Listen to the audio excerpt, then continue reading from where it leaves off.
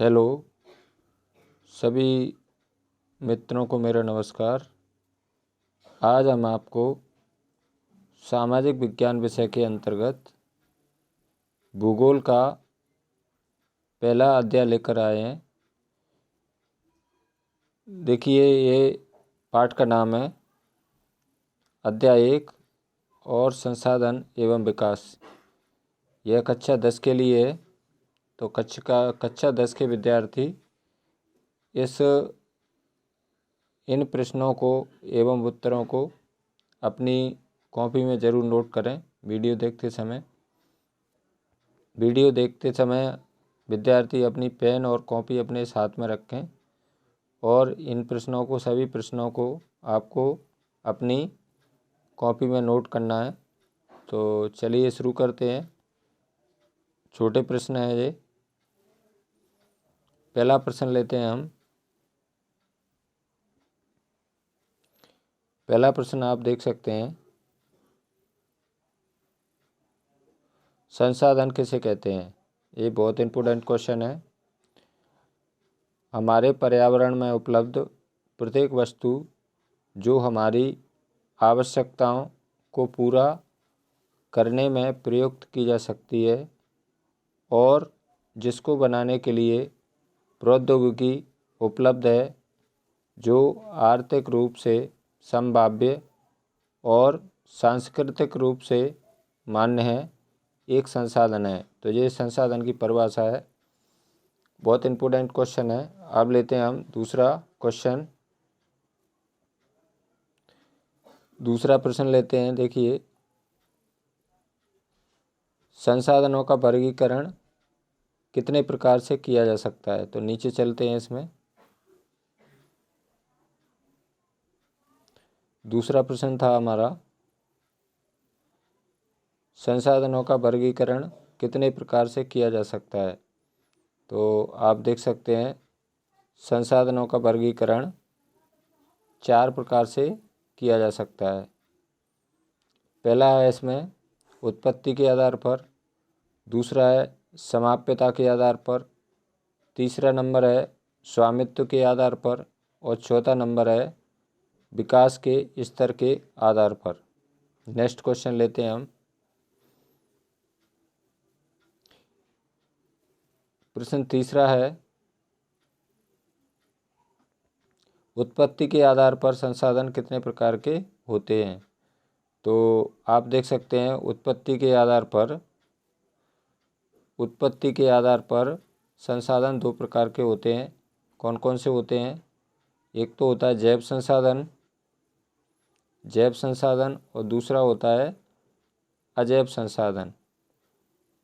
जैव संसाधन किसे कहते हैं, जो जीवित है वो जैव संसाधनों के अंतर्गत आता है, और जो निर्जीव है उसको हम अजैव संसाधन कहते हैं। नेक्स्ट क्वेश्चन लेते हैं अगला, चौथे नंबर का, समाप्यता के आधार पर संसाधन कितने प्रकार के होते हैं। तो इसका आंसर आप देख सकते हैं, समाप्यता के आधार पर संसाधन 2 प्रकार के होते हैं। पहला है नवीकरणीय योग्य संसाधन और दूसरा है अनवीकरणीय योग्य संसाधन। नेक्स्ट क्वेश्चन लेते हैं अगला, चौथे नंबर का प्रश्न देखिए आप, स्वामित्व के आधार पर संसाधन कितने प्रकार के होते हैं। तो आप देख सकते हैं, स्वामित्व के आधार पर संसाधन 4 प्रकार के होते हैं। पहला है नंबर 1 व्यक्तिगत संसाधन, ठीक है।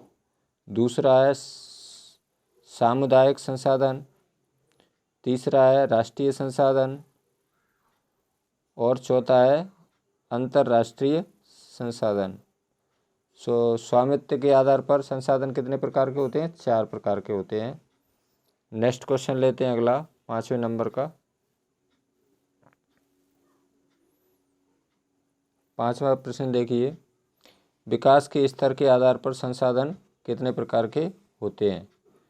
तो इसका आंसर हो जाएगा, विकास के स्तर के आधार पर संसाधन 4 प्रकार के होते हैं। नंबर पहला है इसमें संभावी संसाधन, दूसरा है विकसित संसाधन, तीसरा है भंडार संसाधन और चौथा है संचित कोष संसाधन। नेक्स्ट क्वेश्चन लेते हैं।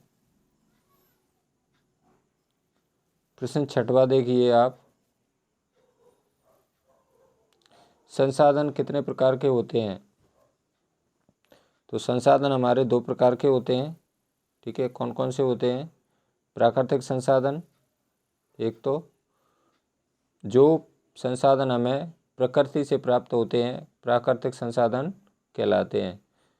जैसे उदाहरण दिया है इसमें, आप देख सकते हैं उदाहरण, जल, वायु, वन आदि जो प्रकृति के द्वारा प्राप्त होते हैं हम उन संसाधनों को प्राकृतिक संसाधन कहते हैं। दूसरा होता है हमारा संसाधन मानवीय संसाधन।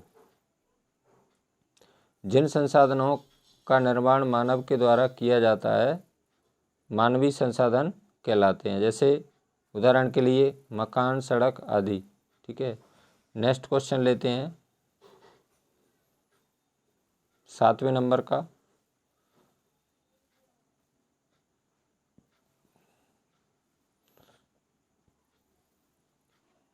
प्राकृतिक संसाधन कितने प्रकार के होते हैं? तो प्राकृतिक संसाधन 2 प्रकार के होते हैं। आप देख सकते हैं प्राकृतिक संसाधन 2 प्रकार के होते हैं। कौन कौन से होते हैं 2 प्रकार के? एक तो नवीकरण योग्य संसाधन और दूसरा है अनवीकरण योग्य संसाधन। नेक्स्ट क्वेश्चन लेते हैं 8वें नंबर का।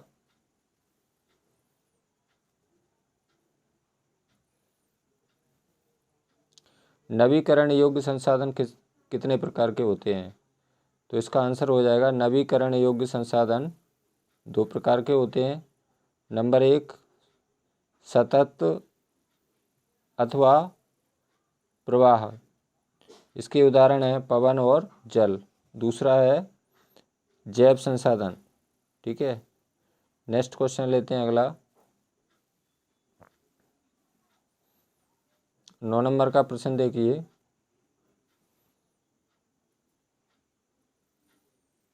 जैव संसाधन कितने प्रकार के होते हैं? तो जैव संसाधनों के अंतर्गत जैव संसाधन 2 प्रकार के होते हैं। कौन कौन से होते हैं 2 प्रकार के? एक तो होता है प्राकृतिक वनस्पति यानी वन और दूसरा होता है वन्य जीव। अब अगला क्वेश्चन लेते हैं हम 10 नंबर का। अनवीकरणीय योग्य संसाधन कितने प्रकार के होते हैं? तो इसका आंसर हो जाएगा अनवीकरण योग्य संसाधन 2 प्रकार के होते हैं। नंबर 1 पुनः चक्रीय, जैसे इसका उदाहरण है धातु। ठीक है, यानी इनका एक बार इस्तेमाल करने के बाद में दोबारा से भी इनका उपयोग किया जा सकता है। जैसे लोहा है, ठीक है, सोना है, चांदी है। अब दूसरा है इसमें अचक्रीय संसाधन। चक्रीय का पर बड़ी की मात्रा लगना है, आप देख सकते हैं इसमें थोड़ी छोटी की मात्रा लगी है तो इसमें हो जाएगा अचक्रीय। इस पर बड़ी की मात्रा लगाना है आपको। ठीक है, अचक्रीय संसाधनों के अंतर्गत कौन से आते हैं? जैसे जीवाश्म ईंधन। जीवाश्म ईंधन क्या हो जाएगा? डीजल है, पेट्रोल है, मिट्टी का तेल है, जो एक बार उपयोग करने के बाद में पूरी तरह नष्ट हो जाते हैं यानी खत्म हो जाते हैं, उनको हम अचक्रीय संसाधन कहते हैं। नेक्स्ट क्वेश्चन लेते हैं 11 नंबर का। 11 नंबर का प्रश्न देखिए, मानवीय संसाधन कितने प्रकार के होते हैं? तो मानवीय संसाधन 2 प्रकार के होते हैं। पहला है इसमें संरचनाएं एवं संस्थाएं और दूसरा है इसमें मात्रा एवं गुणवत्ता। तो मुझे आशा है कि यह वीडियो छात्रों के लिए बहुत ही उपयोगी है, लाभदायक है। आप इस वीडियो को देखते समय अपनी पेन और कॉपी में ये सभी प्रश्नों को आपको नोट करना है और अच्छी तरह लिखना है। ठीक है। प्रश्न और आंसर लिखते समय विद्यार्थियों को प्रश्न लिखने के बाद में उत्तर लिखेंगे कंटिन्यूअस, इसके बाद में 1 लाइन का गैप करेंगे, फिर प्रश्न लिखेंगे, फिर उत्तर लिखेंगे, फिर 1 लाइन का गैप करेंगे। ऐसे ही आपको फिर प्रश्न लिखना है, फिर उत्तर लिखना है, फिर 1 लाइन का गैप करना है। इसी प्रकार आप लिखेंगे तो आपकी सुंदर राइटिंग दिखेगी और आपको परीक्षा में भी अच्छे अंक प्राप्त हो सकेंगे। तो मुझे आशा है कि यह वीडियो आपको ज़रूर पसंद आएगी। यदि आपको यह वीडियो अच्छी लगी हो तो लाइक ज़रूर करें, अपने मित्रों के साथ शेयर करें, जिससे आपके मित्र भी इस वीडियो का लाभ उठा सकें। और यदि आप मेरे चैनल पर नए हैं तो मेरे चैनल को प्लीज़ सब्सक्राइब ज़रूर करें, जिससे मेरे सामाजिक विज्ञान विषय की वीडियो मैं जब भी बनाऊंगा तो उसका हर अपडेट आपको नोटिफिकेशन के माध्यम से प्राप्त हो सके। धन्यवाद, सभी को मेरा नमस्कार। थैंक्स, बहुत बहुत धन्यवाद।